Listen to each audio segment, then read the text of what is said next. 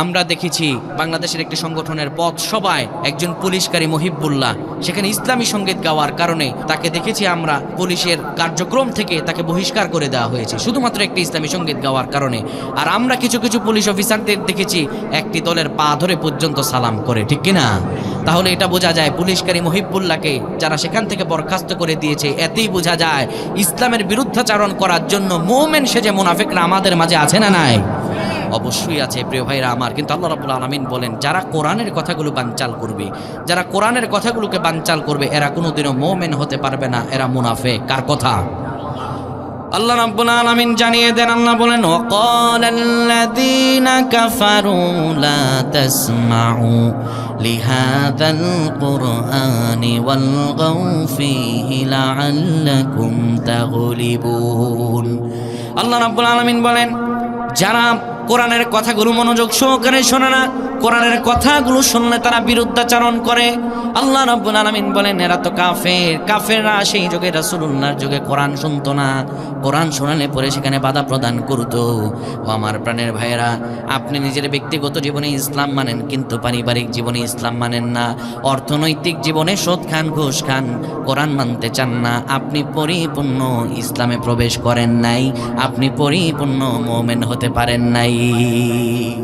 নিজে নামাজ পড়ে 5 ওয়াক্ত কিন্তু ছেলেটারে, সবগুলো ছেলেরে বেদিন শিক্ষা শিখাচ্ছে, এমন লোক আছে না নাই?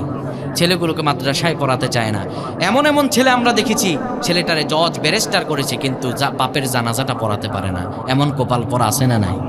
আল্লাহ রাব্বুল আলামিন বলেন যারা মুমিন হবে তারা তো কোরআন শিখতে চাইবে, তারা তো কোরআন শুনতে চাইবে। আল্লাহ রাব্বুল আলামিন বলেন ইন্নামাল মুমিনুনা আল্লাযীনা ইযা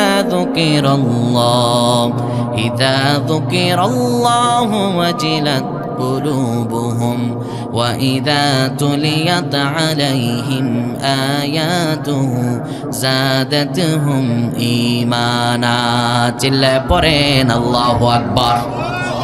আল্লাহ রাব্বুল আলামিন বলেন মুমিন তো তারাই যারা আল্লাহর ভয়ে ভীতত্রস্ত হয়, গুনার কাজ করে না, হারাম কাজের মাঝে জড়ায় না।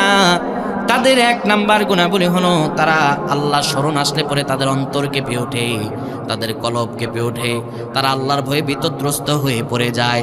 শুধু তাই নয়, ওয়াইদা তুলিয়াত আলাইহিম আয়াতুহু যাদাতহুম ঈমানা। আর তাদের 2 নাম্বার গুণাবলী হলো তারা যখন কোরআন আল কারীম শোনে তখন তাদের ঈমান বেড়ে যায়, তাদের ঈমান নস্তব্ধ হয় না, তাদের ঈমান আল্লাহ তাআলা বাড়িয়ে দেন। যারা ইসলাম শুধু ব্যক্তিগত জীবনে পালন করে, আমি বলি ভাই আপনি মুমিন হতে পারেন নাই। কারণ আল্লাহ রাব্বুল আলামিন ডেকে বলেছেন ইয়া আইয়ুহাল্লাযীনা আমানু উদখুলু ফিস-সিলমি কাফা। ও ঈমানদাররা তোমরা পরিপূর্ণভাবে ইসলামে প্রবেশ করো। আপনি নিজে কোরআন পড়বেন, সন্তানরে কোরআন পড়া শেখাবেন। সন্তানরে যদি বাবা কোরআনের শিক্ষায় শিক্ষিত করতে পারেন, ফায়দা কি?